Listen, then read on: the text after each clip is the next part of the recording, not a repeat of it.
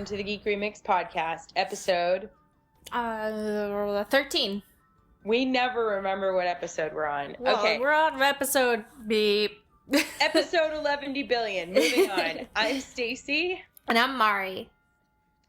So the first thing that I actually wanted to talk about, I posted this on Twitter, but CVS is going to stop selling cigarettes. And the reason I know that this has nothing to do with gaming, but the reason I found it relevant to me is that I just recently quit smoking. And I think that lots of times you hear companies talk about how they're, like CVS is trying to like move into the health fitness market. And it was just really cool to see a company put their money where their mouth is, because they make $2 billion a year off of selling cigarettes. Oh. Yeah, that's a lot of money. So, I don't know. I guess I just thought that it was really cool for a company to be like, you know what? This doesn't match with what we're trying to do. And they have, like a long-term idea of how much money they think they can make by not selling cigarettes anymore. So, do you know if they're going to be selling the vapor cigarettes? No. They're not going to be selling those either? I don't believe so. What's interesting to note though is that drugstores only account for 4% of tobacco sales in the US. Were like gas stations or something? Gas stations have 48% of the market, and then you have like tobacco specialists, convenience stores, supermarkets, and other. So do you think, your opinion as a semi-ex-smoker, do you think that in 20 years that smoking typical cigarettes is gonna be out? Well, the adult smoking rate in 2012 was 18.1%, and it was 42% in 1965. Wow. So it took a long time for it to go down that far, but I don't know. I hope that eventually we get to the point where obviously nobody smokes anymore. Do you think that if vapor smoking or cigarettes or whatever becomes replaces cigarettes completely, and it has no negative health effects, do you think it could be like the new coffee? I don't know. I think so. It's flavored, because most of like the health repercussions for smoking are not actually from the nicotine. They're from like all the other junk that's in like the filters and that's in the cigarettes, like the tar and everything. And from the fact that you're actually like you're burning something. Yeah. So that's it'd be like if you lit something on fire and held it up near to your face, like it's actual smoke that's around your body and it's not good for you. Mm-hmm. But with vapor, it's literally just water vapor, and you can inhale as much water vapor as you want. What? When you're smoking the electronic cigarettes, mm-hmm. I don't know anything about smoking, but do you ever inhale so much that you don't feel good? No. I feel like one of the things that they tell you is like you can pick the nicotine strength. And when I was like buying one of mine, the woman gave me really good advice. She was like, you want it to feel mildly not uncomfortable, but like you want to be able to feel it so that way your body knows when to stop. Because if you can't feel the sensation of it, you will literally just keep smoking it and you will actually end up smoking more. So, and for a lot of people that depends on like what the flavor is, how much vapor it produces, like all that stuff. Any other news that you got this week? Okay, so sorry. There was actually there was an article in the New York Times about YouTube content creators, and so it was it came out on the 1st of February, and I just feel like I feel like if people didn't have an idea that the YouTube thing could be a big deal, I would think that they would have an idea about that now. I know, PewDiePie makes like $1 million a month, $1 million a month. Yeah, I mean, like, it's insane. Like, you can make a lot of money. Like, if you have, if you really corner your market and you go after, what you're going after. They specifically profiled this one girl. Her name is Olga K.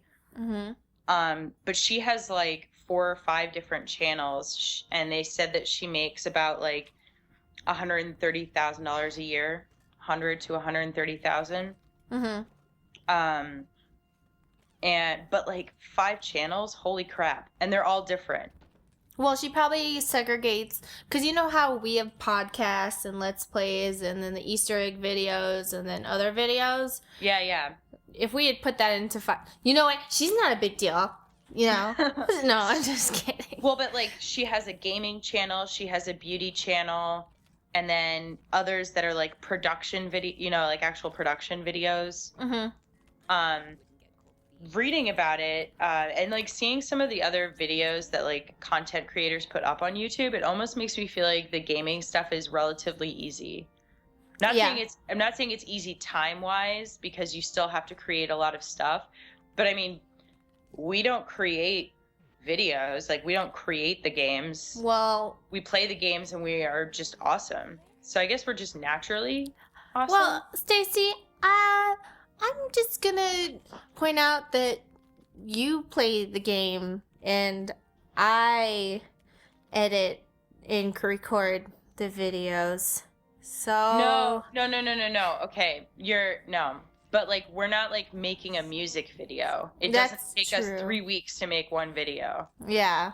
That's okay. I wasn't trying to diminish your role. I just meant like. There's other videos that are made on the channel, like the Easter egg videos, that actually take me a few weeks to be able to do. Mm-hmm. I don't know if you were. I mean, we don't hire actors. We don't have to pay a makeup crew. That's true. We don't have to like pay a film crew. We don't have to rent a studio space. Well, what's interesting is that, we have a lot of friends through Twitter and stuff like Rated S and Res TV and stuff. They actually have like entire setups in their apartments and stuff where they have these big lamps and everything with like reflectors and high-end digital cameras, and they have these shows and they do it all themselves, and I'm like, cool. Nope. Cool. We'll be hanging out. Yeah, we'll be hanging out in Stacey's living room. Cool thing. I voiced one of Rated S's videos for Samus the other day. He has the video up now. It's like 10-15 blah blah top 15 enemies in video games, and I was at Samus talking about the whatevers. I don't know, I just read it. Nice. But you guys can check it out at this link right now. You can see it. Yeah. The end. And also, before anybody yells at me, I'm not trying to say that like. Oh no, Let's Plays are easy. Let's not jerk ourselves off with that. I'm just saying, like, they're easier than some of the other things that people do. Yeah, they are. And I mean, granted, like, I think it relies a lot on people's personalities. So if your personality sucks, I guess it's not easy. Sorry. Sucks for you, bro. But like, we don't have to change out of our pajamas to do any of it. No, we don't. I can wear my Star Trek pajamas all I want. I know. Nobody knows. Yeah, I pretty much know when we do videos. So there's that. Now you guys know that. Take that, system. I don't know why I said that on our podcast. I can edit that out if you want. Do you want me to take that out? I don't know. You could just like leave like a blank spot, so it just says like, I never wear blank. No, I never beep, and then just people are just like, oh, okay. What did she say this time? But in any case, it's the New York Times article is called "Chasing Their Star" on YouTube. There's also, did you know that there's a YouTube space, a YouTube production center in Los Angeles? Probably. I don't know. Oh, I mean, it's actually like a studio space that's specifically for content creators on YouTube. What do you mean? Like, what kind of, for who? Like a rentable studio space. So like say we wanted to make a video about like, you know, where we're zombies and we're attacking a spaceship or something, we could actually stage the video in there. What makes it different from any other type of studio? Just lower rates? I mean, I think it's just I don't know if it belongs to YouTube, like, but it's, I mean, they have a picture of it. It says YouTube space LA. So I don't know. You might be able to like rent equipment or something. I feel like I should have read about this a little more before I started talking. No, about it's a that. podcast. It's, you know, podcasts are just where you kind of say flying like by the seat of my pants. I would assume that you can rent babies and characters. You can rent a personality. You can also borrow songs. Who knows? Never fact checked for a podcast, because then the podcast isn't fun anymore, because then people have nothing to yell at you about later. Yes. So in that case, if you go to this place, they will give you $1 million. You heard it from me first, and I demand my cut when you get your money. Yeah, 10% for us. You have to leave now. You have to leave. Drop everything. Stop listening to the podcast and go to the YouTube Start center driving. To your money. Doesn't matter where you are. You don't even need to be a U.S. citizen. Just go. So. Do you have any other tech news? And they also, in the article, they also talk about like that YouTube attracted Advertising Age is like this advertising website where all they talk. I have to read it for work, but YouTube attracted all of Advertising Age's 100 top spending brands.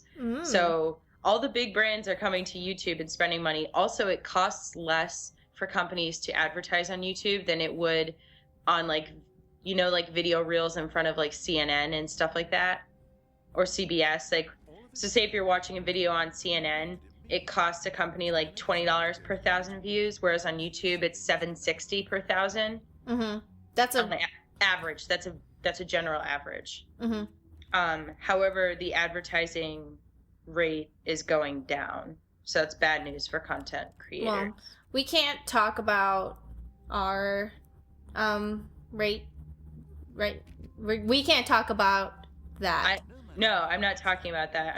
I'm reading from the article. Okay. Yeah. Well, I'm just saying that we can't give our perspective on that. Ours is $1 billion.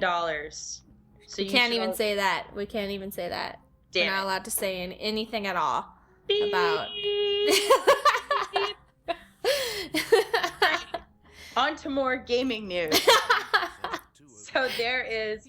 Actually, you read something first. Okay, this week in gaming news, EA was a douchebag again. Surprise! Oh my god, no way! Dungeon Keeper, which is like an old game that they upgraded for mobile, has been a total shitstorm of awesome horribleness. But like not awesome, it's like, I just said awesome because it's the first word that came out. It's awful. So basically they made it free to play, but you pay literally to do anything. Like anything you want to do in the game, here, pay for it. Like, okay, what? But basically what they did was, like, every time you restart, you must pay.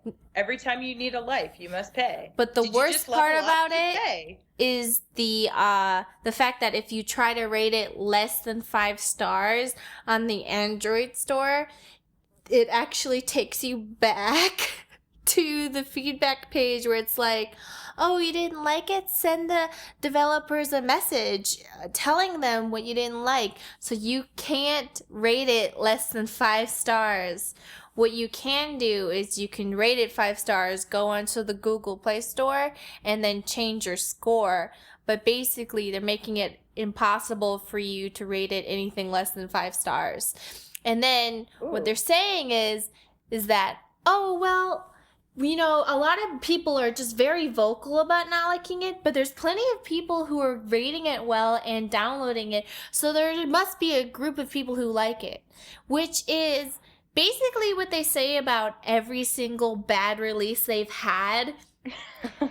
No, they said this about SimCity 4 as well. Mm-hmm. Where they were like, oh, it's just a vocal minority of people who don't like it. And, they said the same thing about the ending of Mass Effect 3. Oh, it's just a vocal minority of people who don't like it. And then it's like, well, we're going to fix it. Sorry. No, it actually looks like it's everybody. Okay. Yeah. Well, they say that, don't let EA... I hate to be on the whole train bandwagon thing, but seriously, every time they release a bad product, which is all their products, it's not good. It keeps, Battlefield 4 is still broken, and they're being like, well, people are playing it, and I'm like, yeah, because it's Battlefield 4, it's broken, it doesn't work.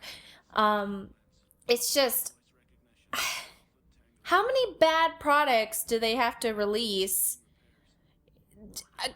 I know that they can make good games. They've made good games in the past. They have the ability. The game goodness you can see inside of the games. When would you say was the last time they made a good game? Halfway through Mass Effect 3 was the last time they made. The other half, halfway through. I would say about 90% of the way through Mass Effect 3 was the last time they made and everything a good else game. Was shit.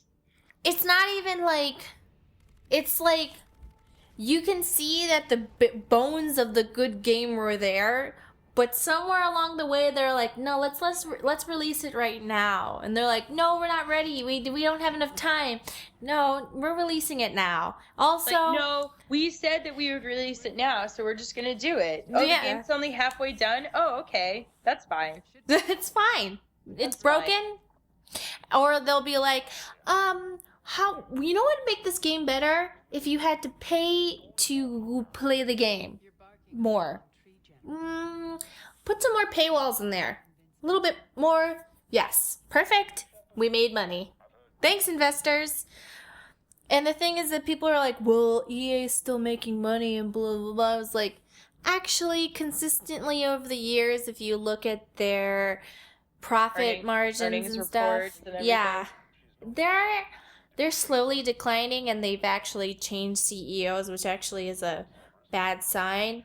It's not as violently like they're going into bankruptcy or anything, but basically every time you hear their official statements about their games, they're not for the people who bought the games. They're to try and keep the investors from pulling out, because they think that the investors don't really understand what the product is.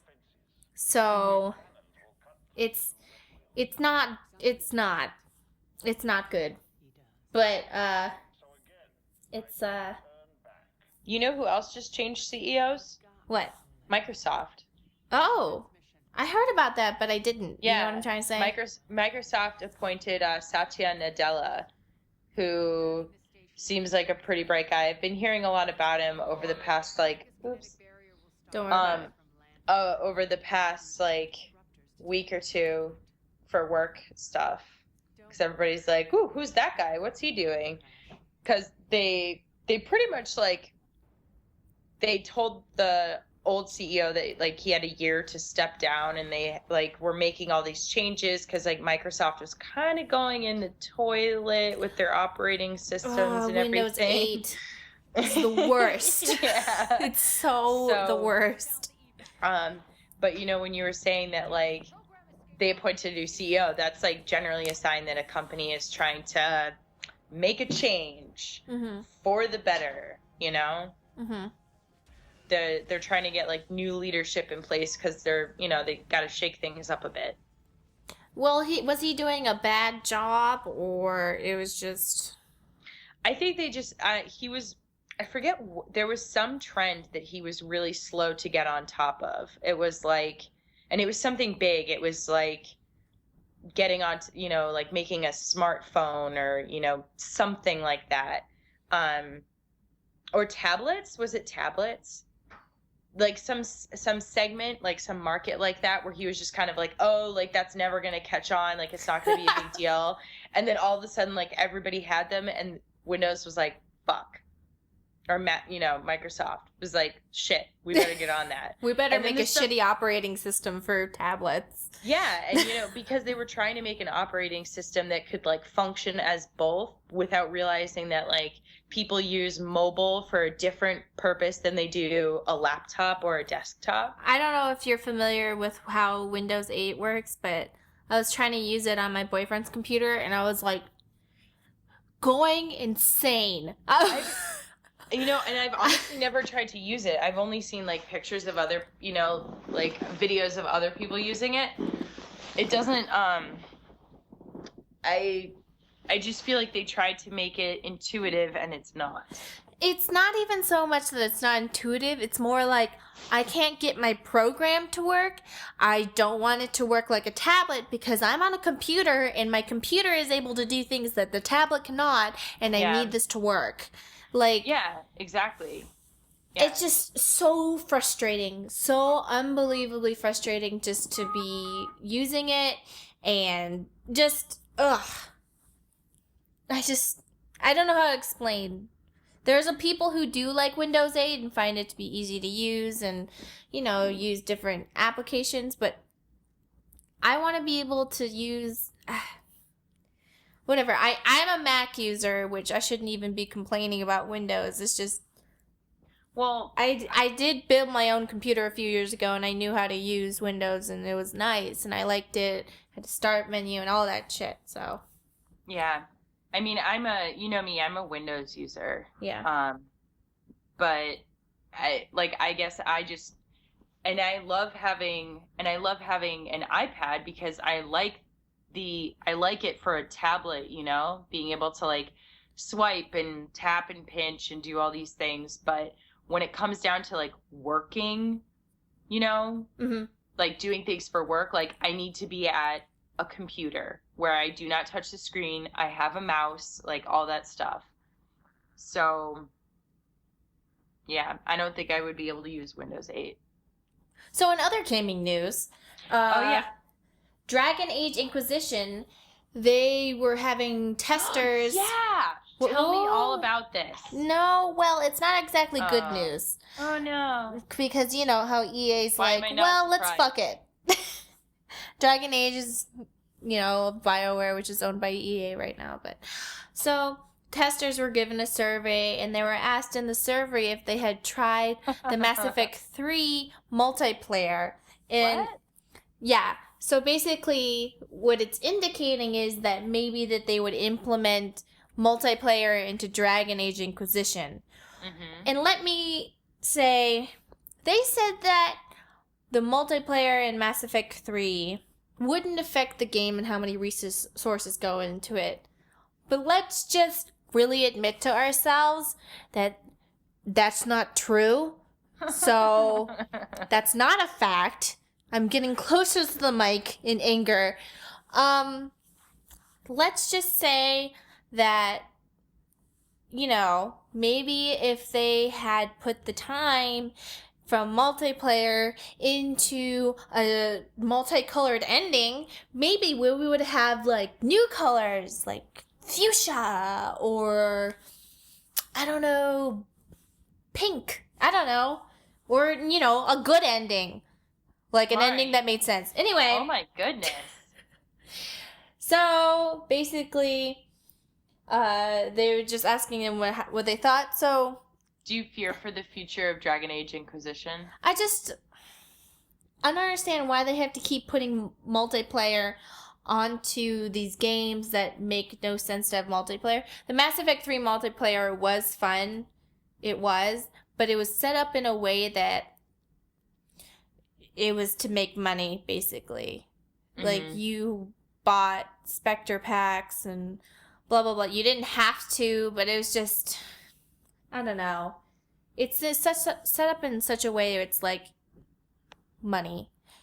And... Well, I am still holding out hope that Dragon Age Inquisition will be fun. Remember when we were looking at the games that were upcoming for, like, 2014. Remember when we played Dragon Age Origins and it was awesome, and I was like, "Oh, Stacy, let's pick up Dragon Age 2. I just got it. It just came out." And you were like, this doesn't look good. Different." And I was like, "No, it's great. It's good. Look how good it is." And I, like 3 hours later, I was like, "It's bad. It's bad." And, you know, eventually I forced myself to get past the first act, and it was... the story was good.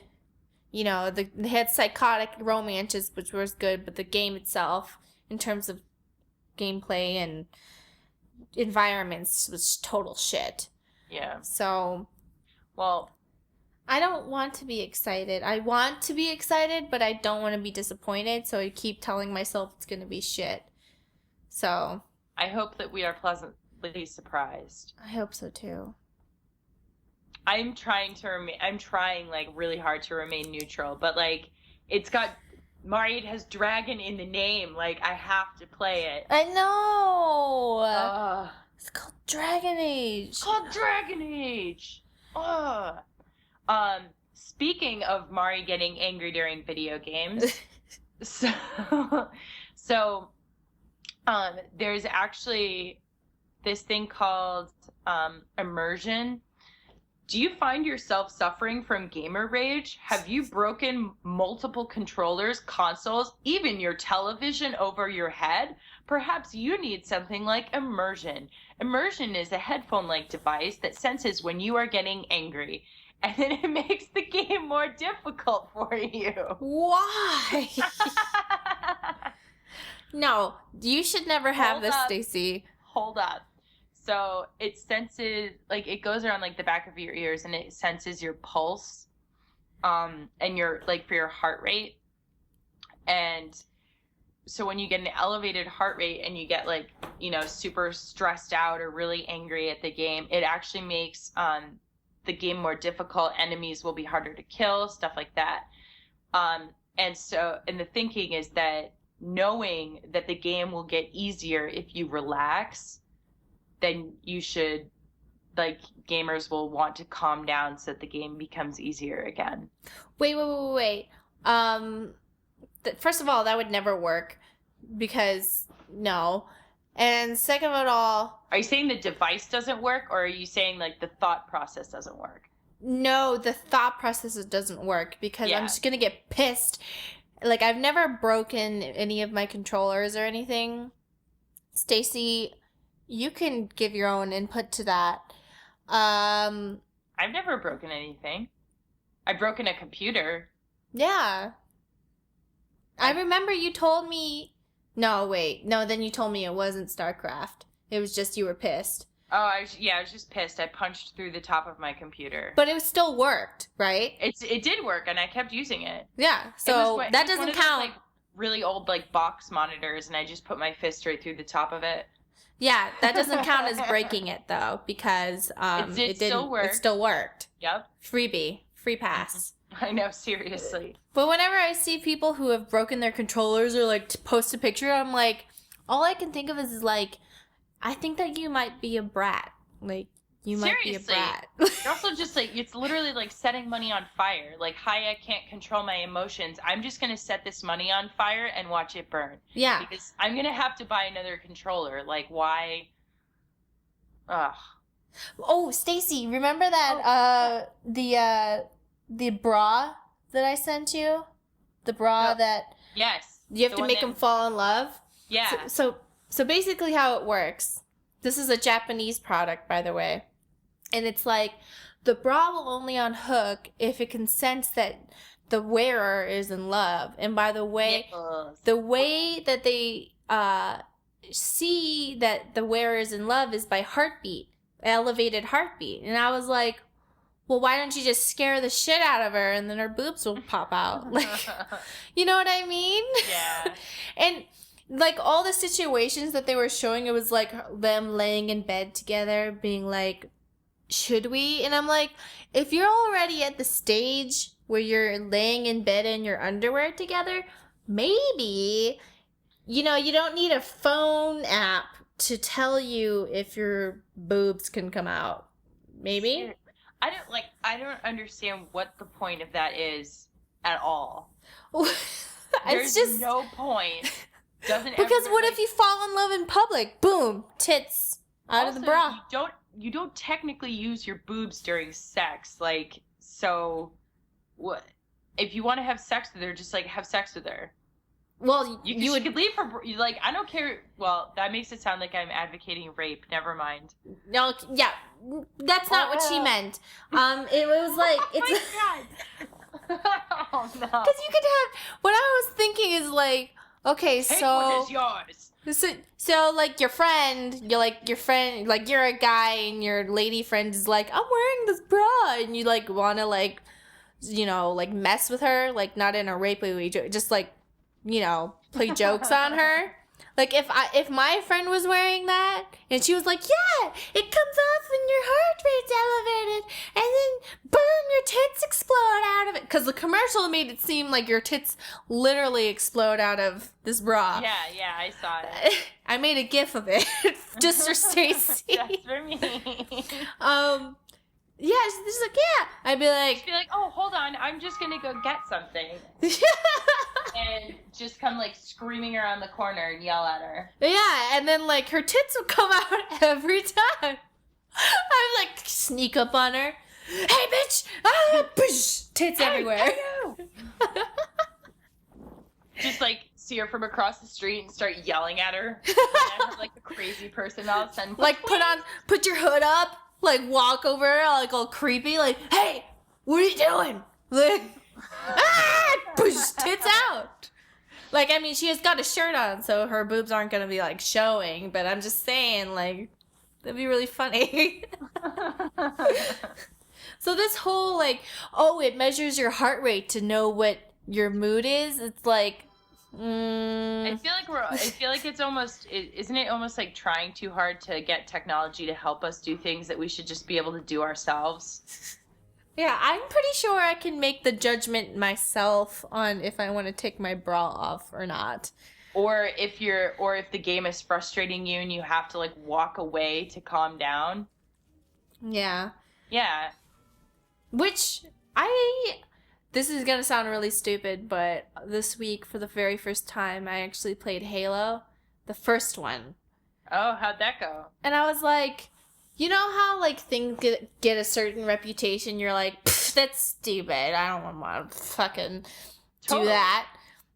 That's how I was with Halo. And then I started reading a bunch of Halo lore and stuff and being like, that's actually pretty cool. I'm gonna give it a try. And so I played it, and I really loved it. I played the Anniversary Edition, and it was really fun. And it made me realize, you know, how great it is to have a fast-moving first-person shooter, as opposed to, like, the games that have been coming out lately, where it's like, characters have animations for everything they do, so it's like, just move faster. Yeah. Animations, like, cutscenes, all that stuff, complete puzzles, challenges. Yeah, like this one, it was just like shoot everything, but in a challenging kill way. everything. Kill everything really fast, like you move fast, you jump high, everything goes fast, it's great.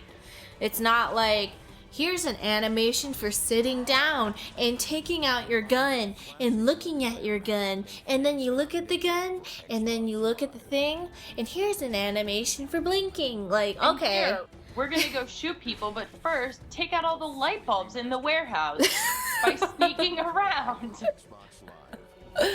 This is just like, just go. And it was challenging and fun in a way that made me feel like I was really good at this game. You remember that, right, from Saints Row 4, where you're like, you have to sneak around and, like, take out light bulbs instead of just, like, killing the guards? Yeah, they were making fun of Metal Gear Solid.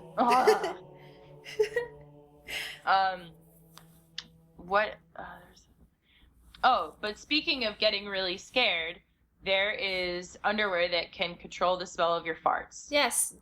So if you get so scared that you fart a little bit and it smells bad, you should get these underwear. Would be useful for my dog. And me. But the other day, my boyfriend hugged me so hard that I farted. That's information you guys needed to know. I am so glad you shared that with me. You're welcome. So, is there like a little pad? Does this mean that if I scare you really bad, you'll pee? I was playing Dead Space a few years ago, and it's kept scaring me that I kept peeing like a little bit. So I had to keep taking breaks. Because I was scared. Because that game, like, there's like no sense of safety ever. So I was like, pee! I peed a little. Oh, but you know what? You know what they're called? What?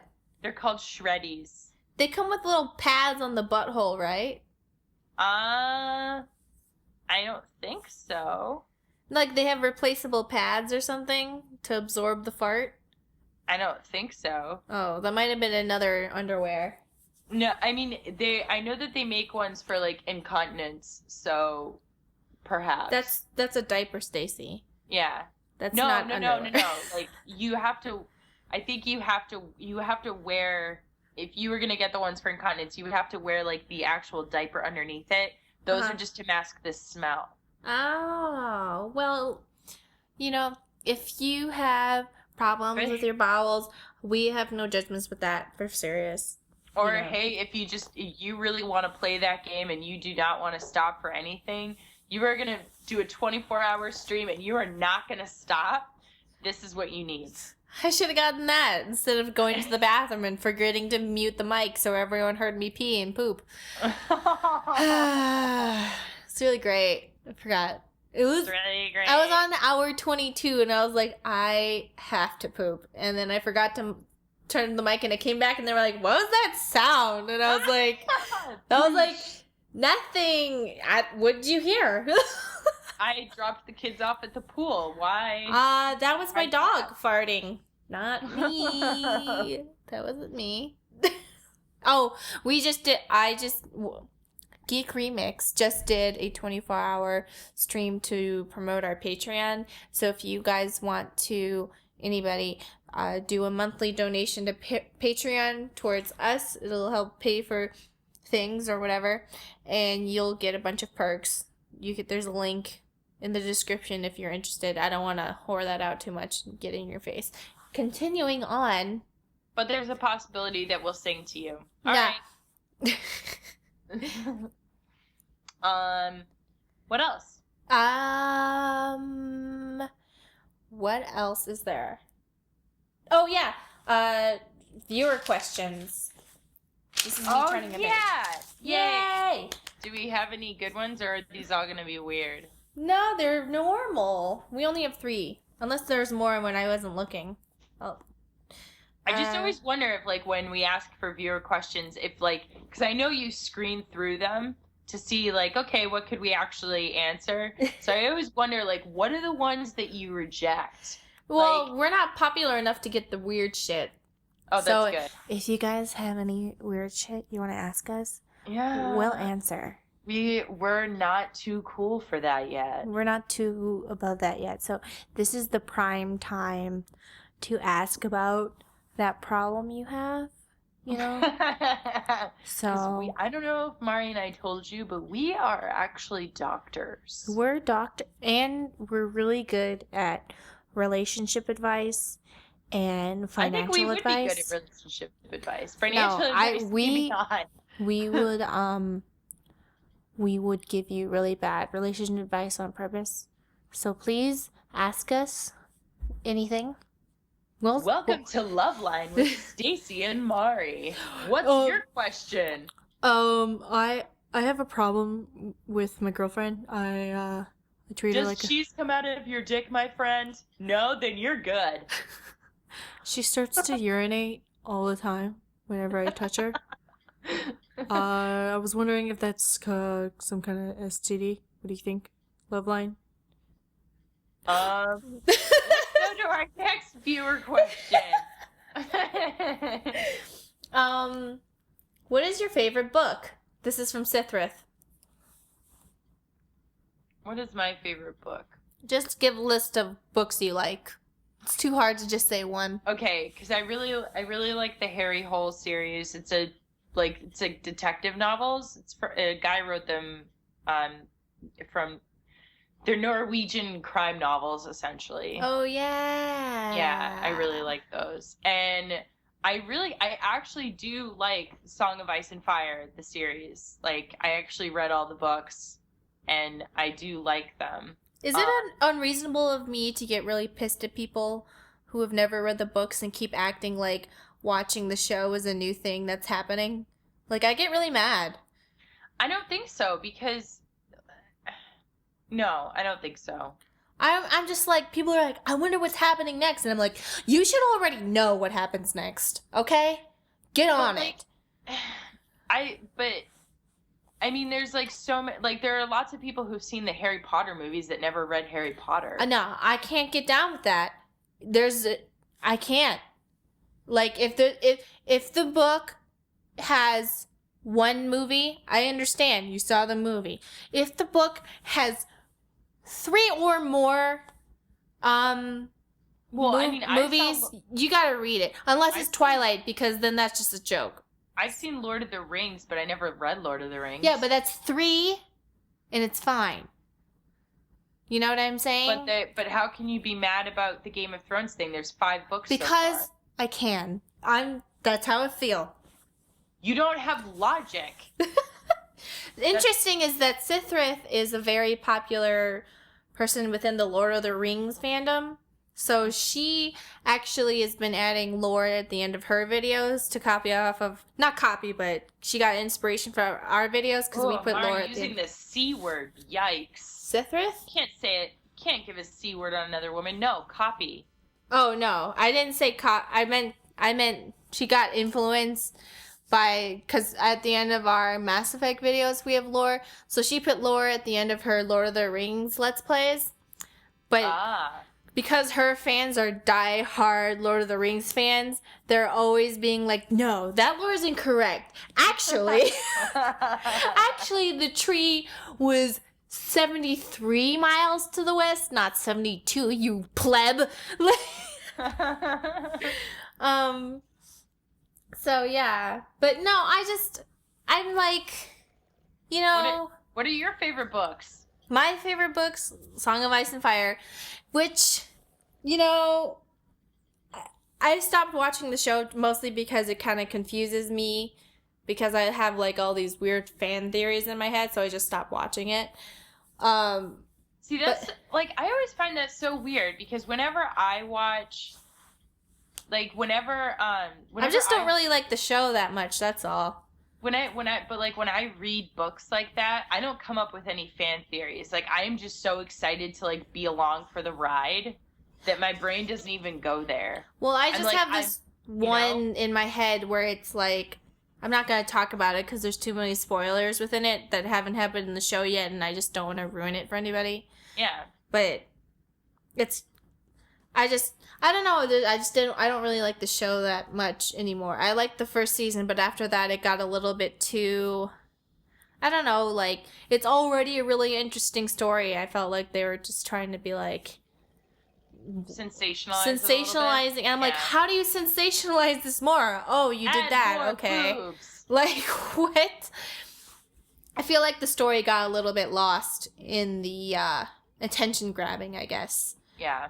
But, what was I saying? Oh, yeah. I kept trying to get people to read A Song of Ice and Fire for, like, years. Like, years being like, no, guys, check, it's awesome. Come on, there's boobs in it, and there's wolves. Like, these kids, they get wolves. And everyone's like, it sounds like it's for nerds, you nerd. And then, like, I tried to get, like, my sister to watch it. And then finally I was like, why don't you watch this show, sister? And she was like, it's stupid. And she was like, those kids get wolves? That's awesome. And I was like, I know it's awesome because I tried to get you to read the books 3 years ago. I'm going to kill you. Like, try to get everybody to read these books. No one gave a shit until they find out it had sweet titties in it. Like, come on. Sweet titties! I know. I guess there's a difference because you have to imagine the boobs rather than seeing them. I don't know. Well, I feel like the show kind of makes it. The show almost feels like the tabloid version of Game, Yeah, I guess of the that's the books. reason why I didn't really like the show after the first season. Like, I don't know if do you remember ever watching shows like The OC where it's like everybody gossips and like there's this backstabbing thing and that backstabbing thing, and that makes it like good fodder for TV. But like if you read the books, like there's so much more story going on. It's like they boiled it down to what a trashy audience would want to see Yeah. from that series of books. I've kind of gotten disillusioned with all the HBO shows because I've just been like, oh, it's about, okay. And then okay. Well, and then they had an orgy and then they got murdered. Okay. Yeah. Yeah, it's like, all right. It was cool. Now I'm just like, oh, well, that happened. Cool. Yeah. I feel like that's what they're doing nothing's- with all the HBO shows. It's just like not really anything happening anymore. I don't know. Have you watched the show Girls at all? No. I had a point that I was going to make in a minute. Oh, yeah. The Song of Ice and Fire is one of those books that you should read more than once because when you read it the second time, you can see all these tiny little hints to what's going to happen next, which is the reason why I have my fan theories. I want to see it so bad, but... No, don't. You can tell me. Okay. After we get done recording, you can tell me, and then I can come back and say, like, guys, you are not going to believe this, but I can't tell you. But, like, you should definitely, if you've read them once, they're worth reading again. Just because they're so dense, there's a lot of things you forget, and then you re-experience. Dude, and then, there's so many people. Yeah, it's hard. I remember, like, characters would come up that I would be like, because I remember I was talking to you about it, I would be like, who is this person? Like, I've never heard of them, and then but, like, the writing style suggests that, like, I've met this person before, and you were like, yeah, he was in, like, the second book, and I'm like, but this is the fifth book! Where was this person? You know? No. Where have they been? They're, like, that one time when you're like, is that blah, blah, blah, blah? And you're like, please don't let that be blah, blah, blah. Oh, God, what did they do? Yes, No, like exactly. The way they wrote that one part with the person, and I was, like, having this, like, very slow, like growing feeling of, like... No! Like slowly realizing what had happened off screen and being like, Jesus Christ, no! No! Like, nobody knows what we're talking about right now. We need to move on. I know. But I guess whoever hasn't read the books is probably going, what did happen? I have to read it now. Mm-hmm. But, my favorite books are Ready Player One, Song of Ice and Fire, the Harry Potter books. Right now I'm reading this historical biography kind of thing on the assassination of the Russian royalty, with Anastasia and stuff. Yeah. So, because I was bored and my dad's like, here, read something that's good for you. And I was like, okay, it's Christmas. And then the first chapter was a very in-depth and detailed explanation of exactly how they were murdered. And I was like... You're like, wow, this is great! I was like, thanks, Dad. That's really thoughtful. Dad, thanks. Oh, you know what else was a really good book? And this is going to sound like a really wacky book to like, but Abraham Lincoln Vampire Hunter. That's a book? See, I saw the movie, never read the book. The book I'm the asshole. I never read Abraham Lincoln Vampire Hunter. It's actually a really cool book. Like, I picked it up because I was like, oh, this looks kind of goofy. I like vampires. Abraham Lincoln's pretty awesome. And I read the premise and I was like, this could be really good or it could be really dumb. And I read through it and it's actually really hilarious because it basically... Did you see the movie? I did end up seeing the movie afterwards. Did you feel like the movie was like just didn't pick up on the deep themes? I don't know if it was like I mean, like as with any adaptation like that, there was just so much more in the book, you know? Like in the movie, it just like felt really rushed because they were like trying to get in like the basics of every storyline, you know? And so there were like character relationships that like were never developed, like people that never showed up, you know? Mm-hmm. But it was really cool because it basically explains like historical. And I went and fact checked. I was like, did that really happen? And it did really happen, but they use vampires to explain those things.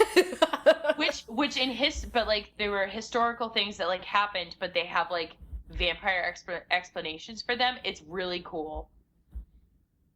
Like, you know, somebody who dies of a mysterious illness, well, actually, they were killed by a vampire. You know, that type of thing. Mm-hmm. Why are you laughing at my awesome book choice? Oh, another question from Sithrith is, what is your best game-related memory? Well, you laughed at me when I told you about what mine was earlier. I didn't laugh. I was just flattered, so I took my fan up and I giggled with my fan in front of my face. Stacy said her best gaming memory was gaming with me. It's true. Actually, well, I mean, to like pretty much just like social gaming experiences. Like I loved playing video games with my brother too. Mm-hmm. Other than playing with Stacy was playing like old N64 games when I was a kid with PlayStation games with like the girls on my block growing up. Like we would take turns trying to play these games. Like, you know, when you were younger, you didn't realize the game was kind of shitty.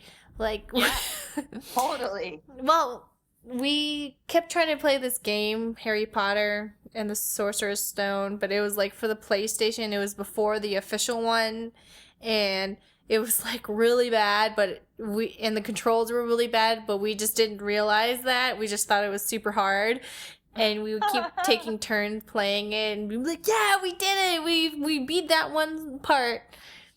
And or we would play like Klonoa or Mario Party or Mario Kart or whatever. That was fun. Being a kid. Oh, you know what else was a really funny memory? What?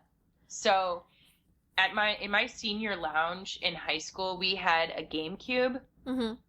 And so we would all play video games on like our off periods. And so we played Super Smash Brothers together. Like that was like the game that everybody played because we would all play together. But you know, there's only like 4 controllers. So what we did is we organized a tournament to see like who was the best Super Smash Brothers player, and I was the only girl, and I finished in the top 4. And weren't they like really mad at you or something? They hated me because I was a button masher. I didn't actually like, and so you know when you like mash buttons, like sometimes you do like super awesome combos, but most of the times you just end up like running off of ledges. So like I actually ended up finishing in the top 4, and all the guys were like, "That's not fair, you don't even know how to play this game." And I was like, "I know how to play plenty of other games, but this makes you angry, and that is why I'm doing it." Like, I can play this, I promise, but the look on your face when you get so pissed that I'm beating you by not knowing how to play it is just, like, worth every ounce of dignity I have.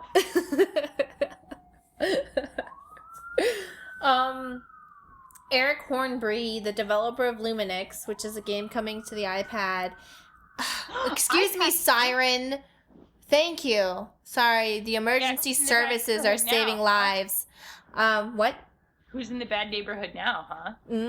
I guess me. Sorry, I live in a city where the murder rate is higher than the Iraq War. Oh, did you save a game for the iPad? Yeah, Eric Hornbury, the developer of Luminix, is asking us a question. Yeah. So, His question is favorite art style for you to use. Favorite art style for a game to use. So this is a developer asking, right?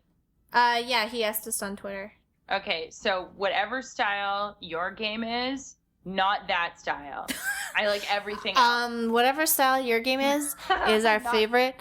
Please give us free keys to your game because we love it. It's so good. It's so good. 10 out of 10. It's like, okay. I just really love all games, like especially when they're free. 10 out of 10. It's looks good. Give us your game. No, it's not out yet. He has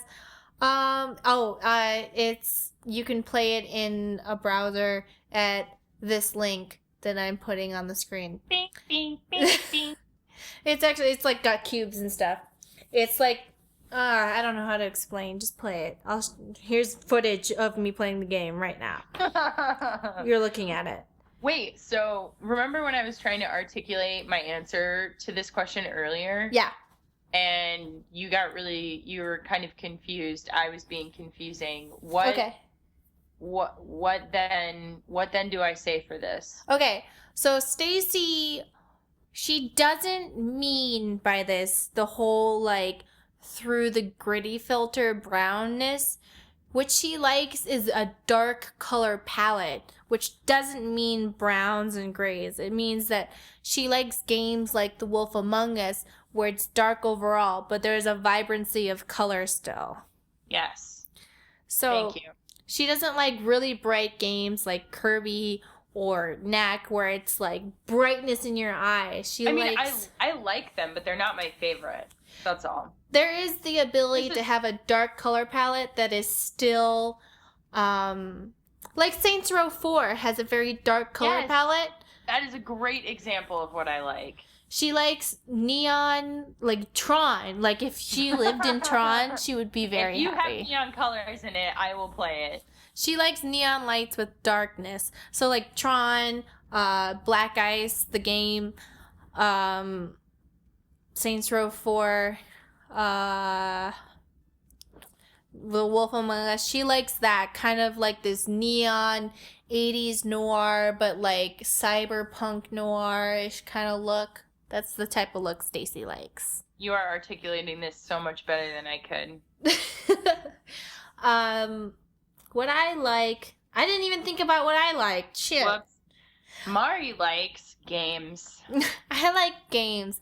What I like is, I don't really like to commit to a certain art style, really, because I like to commit to characters, but there is to facial animations. Ooh, so any art style that can properly convey emotions well is one that I like. Even if it's a very simple art style, like let's say Wind Waker, as long as the conveyance, as long as emotions by the characters, be they human or animal or anything, is easily translated, I will like it.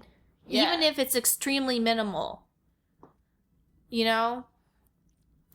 Also, I am interested to hear in the comments what people think their favorite games, like what their favorite game style is, or what, based on like what we said, what you think we should play. Yeah. I'm actually very interested to hear like if anybody has any other suggestions for us based on like what we said. Oh, and we need suggestions from our Patreons for our, like, private Let's Play. Because I was thinking Kingdom Hearts, but then I was like, I get really depressed at Kingdom Hearts. Why? Because I played it when I was a teenager, and I was, like, really depressed. You're like, I'm sad, I love Linkin Park. Oh, my God, too real. No, because I would play Kingdom Hearts, and I'd be like, why don't I have, like, awesome friends that I would transfer through worlds for? What? I'm pretty sure you have at least one. Well, not at the time, Stacy. Okay, got it. I was a weird teenager. I was like, God, I'm so depressed. Why doesn't Riku come? He doesn't understand. I'm not mad at him. Maleficent, stop telling him things. It's not true.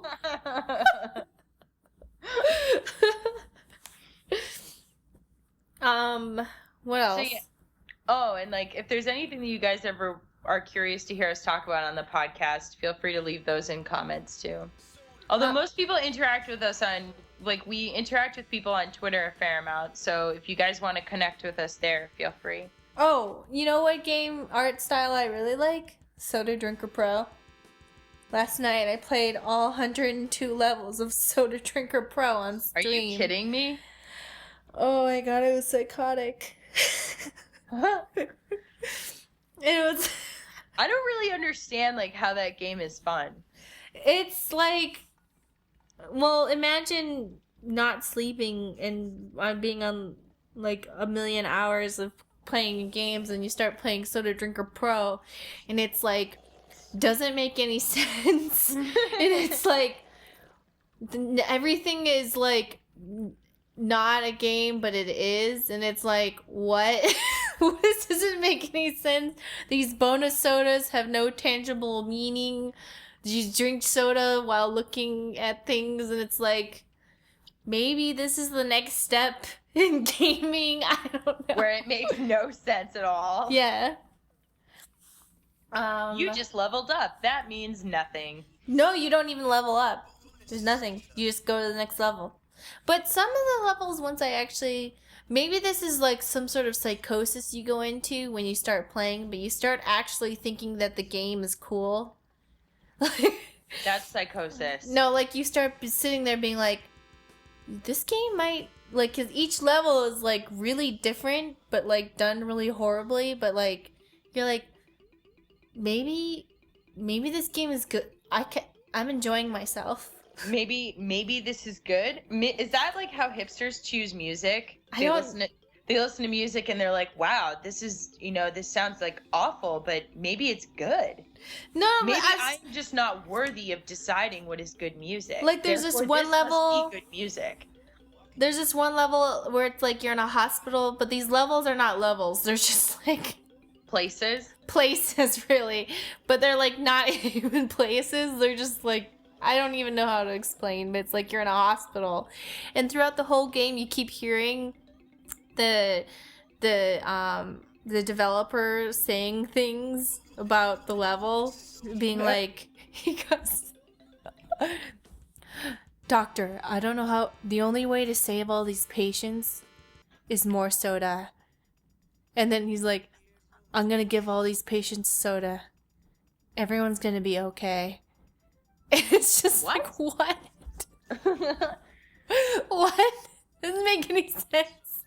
Let's give all these patients diabetes. No, it's just like it's just like you hear the whispers of the developer just talking about soda, and it's like, I'm just walking down the street with a soda in my hand, and everything's great. Only like infinity more sodas to go. It's just like the levels are like drinking soda next to an empty pool, drinking soda in space, drinking soda at the county fair, drinking soda in the hospital, drinking soda in a bathroom, drinking soda inside of a soda, and as you drink the soda, the soda level goes down. It's like drinking soda in a hot tub. This is like making me feel ill. Like you're having a fever? Like you have a fever? No, this is like making me feel nauseous. All that soda. I don't drink soda, so this Stacey, all I feel like disgusting. you just need to play the game for you to just get it. Because I don't think you get it. No, I don't think I do. I think you need to just play the game. to get the You know bonus what? sodas. You know what you're reminding me of right now? You're reminding me of that Star Trek episode where they're all playing the game, with the that whirly shitty game where it's like, that game doesn't look fun, but they're all playing the game and they're going crazy. They all get like addicted to it, and they're like, no, you just need to play it because it's a brainwashing game. And Wesley Crusher's the only one who's like, no, it's evil, it's bad. Wesley Crusher's the only real gamer, and he's like, you guys, this Angry Birds sucks, stop playing it. Exactly. No, soda drink, whatever. What's that game? Soda Drinker? Soda Drinker Pro. Yeah, Soda Drinker Pro. No, guys, I swear, it's good. It's so good. That's what you sound like right now. No, it's not. It's not good. You just need to play it. It's not good. It's bad, but for some reason, it's like so anti-good. It's like you like it. Oh my god. It's not even that it's so bad, it's good. It's just like... I'm hanging up now. No. We're done. All right, that's it, everybody. Goodbye. For the best we have to offer. That's the end. All right. That's the end. Bye, everyone. Bye.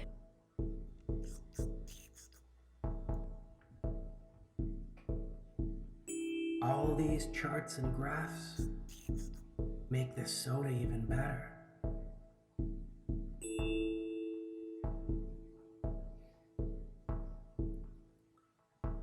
Imagine when this room's filled with people. Maybe we'll all drink a soda together.